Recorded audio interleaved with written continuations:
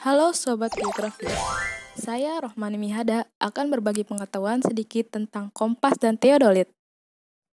Kompas atau alat navigasi manfaatkan medan magnetis bumi dalam penentuan arah utara, timur, barat, dan selatan. Fungsi kompas sebagai petunjuk arah, mencari arah utama magnetis, mengukur besar sudut kompas, mengukur besar sudut peta, dan menentukan letak orientasi. Kompas magnetik pertama kali ditemukan dan digunakan untuk meramal tepatnya awal dinasti Han di Tiongkok. Penemuan jarum magnetik selalu mengarah ke utara dan selatan, kemudian dikembangkan oleh dinasti Song pada abad ke-11. Penyebaran kompas pertama kali dilakukan oleh pelaut Persia yang didapatkannya dari orang Tiongkok. Barulah pada tahun 1877, kompas dari seorang profesor matematik di Universitas Glasgow yang bernama William Thomson mengembangkan kompas yang dapat diterima oleh semua negara. Kompas tersebut terus mengalami perbaikan dari kesalahan deviasi dari material besi yang meningkat untuk membangun kapal. Kita akan menuju ke bagian-bagian kompas.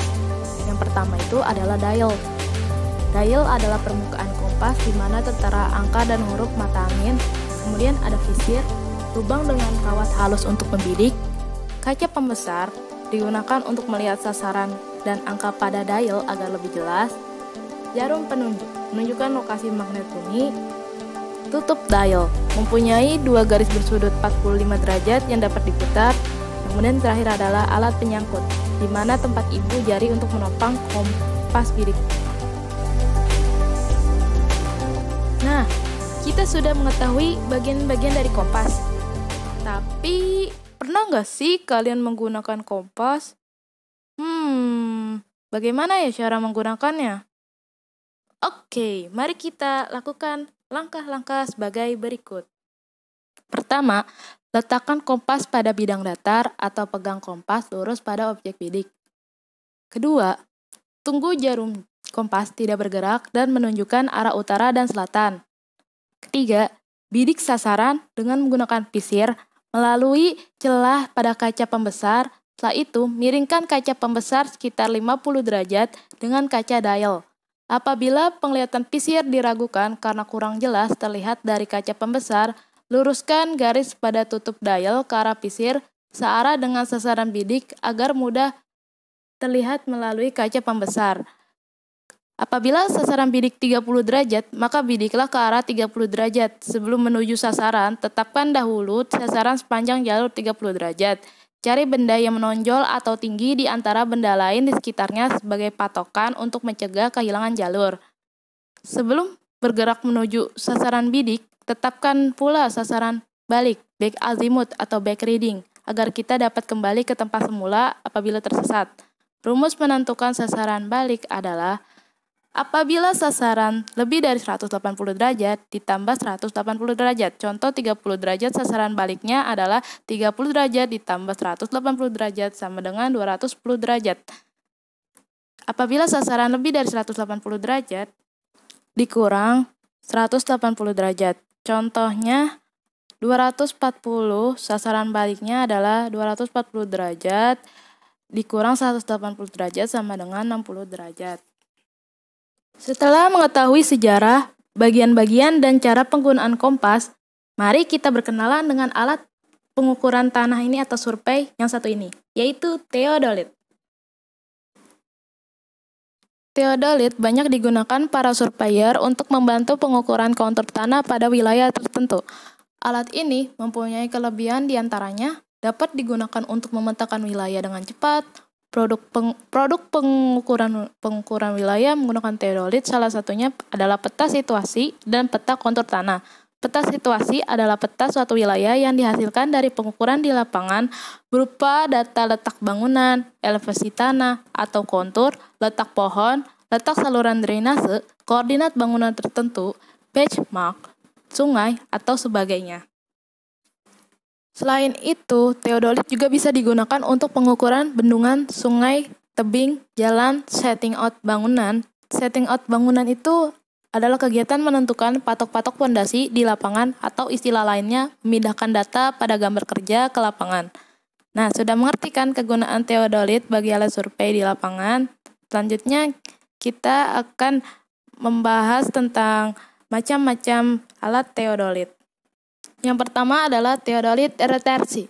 Terdapat plat lingkaran skala horizontal yang menjadi satu dengan plat lingkaran nonius dan tabung sumbu pada kiap. Teodolit ini memiliki skrup pengunci plat nonius. Yang kedua adalah teodolit repetisi. Plat lingkaran skala horizontal dapat berputar sendiri dengan tabung poros sebagai sumbu putar. Terdapat skrup pengunci lingkaran horizontal dan juga skrup nonius. Yang ketiga itu adalah teodolit elektro-optis. Sistem pengoperasian sama dengan teodolit optis, hanya saja mikroskop pada pembaca skala lingkaran menggunakan sistem sensor sebagai elektro-optis model alat penerima gelombang elektromagnetis. Kemudian ada teodolit yang lebih canggih lagi karena ada menggunakan teknologi IDM, yaitu total station. Teknologi ini sangat menggabungkan secara elektronik antara teknologi teodolit dengan teknologi IDM, Electronic Distance Measurement.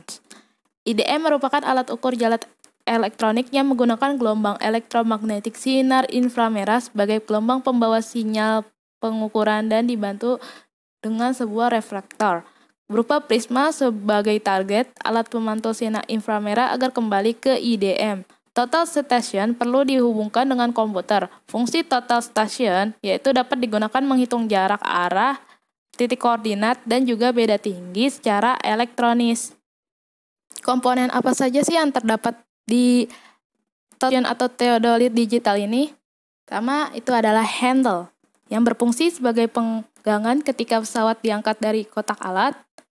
2, teropong berfungsi untuk membidik objek pengukuran pada pengukuran poligon maupun situasi, membidik rambu atau jalon. Yang ketiga, sealed battery compartment, berfungsi sebagai penutup tempat baterai sebagai daya untuk menyalakan LCD pembacaan. Yang keempat, visir, berfungsi untuk alat bantu bidikan kasar untuk mempercepat bidikan objek. Yang kelima, sekrup ABC, berfungsi untuk mengatur nivou kotak maupun nivou tabung agar sambung vertikal. Nomor 6, nivou tabung, berfungsi untuk mengetahui apakah pesawat sudah benar-benar datar. Yang ketujuh, nivou kotak, berfungsi untuk mengetahui posisi pesawat benar-benar datar, sumbu vertikal. Yang ke-8, LCD pembacaan, berfungsi sebagai monitor untuk pembacaan hasil pengukuran. Yang ke-9, tombol pengaturan atau operation key, berfungsi untuk mengatur pengoperasian pesawat. Yang ke-10, lensa okuler, berfungsi untuk mengamati objek bidik dan mengamati bacaan benang pada rambu ukur. Yang ke-11, lensa objektif, berfungsi untuk menangkap objek atau benda yang diamati. 12, base plate, berfungsi sebagai dudukan pesawat pada statif. Ke-13, sekrup penggerak halus vertikal, berfungsi menempatkan bacaan benang pada objek rambu secara halus. Yang 14, sekrup pengunci vertikal, berfungsi mengunci perputaran teropong arah vertikal secara halus. Ke-15, sekrup penggerak halus horizontal, berfungsi menempatkan bacaan benang pada objek rambu secara halus. Ke-16, sekrup pengunci horizontal, berfungsi mengunci perputaran teropong arah horizontal secara halus. 17, centering optik, berfungsi untuk mengecek kedudukan pesawat agar berada tepat di atas patok. Ke-18, sekrup centering optik, berfungsi untuk memperjelas tampilan benda yang ditangkap oleh optimal lumen teleskop. 19, sekrup pengatur ketajaman benang, berfungsi untuk memperjelas benang pada lensa, benang atas, benang tengah, dan benang bawah. Yang ke-20, sekrup pengatur fokus teropong, berfungsi untuk memperjelas objek yang dibidik.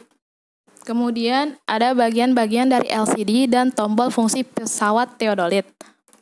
Pada tampilan V, menunjukkan besar sudut vertikal yang terbentuk. Tampilan HR menunjukkan besar sudut horizontal bagian kanan. HL menunjukkan besar sudut horizontal bagian kiri. HT, pengulangan pengukuran sudut. 8 AVJ menunjukkan jumlah pengulangan atau rata-rata sudut. TLT menunjukkan mode TLT hanya untuk tipe DT 205 atau 205L. F menunjukkan mode tombol fungsi yang terpilih. Persen menunjukkan persentase kemiringan. G menunjukkan tampilan satuan unit.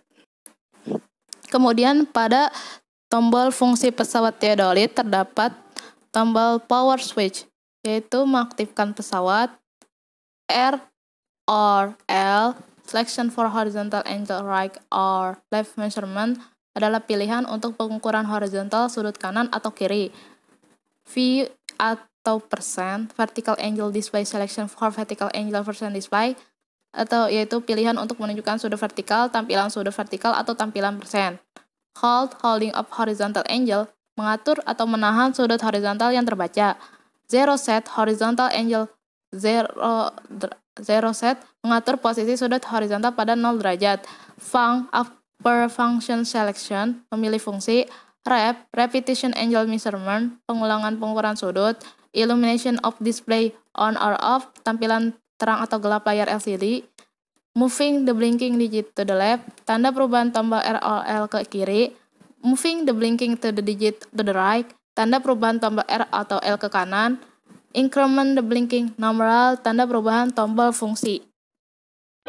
Sampai di situ saja penjelasan kompas dan teodolit. Saya berharap video ini dapat memberikan wawasan bagi sobat geografi. See you next time. Geografi, lestari bumiku.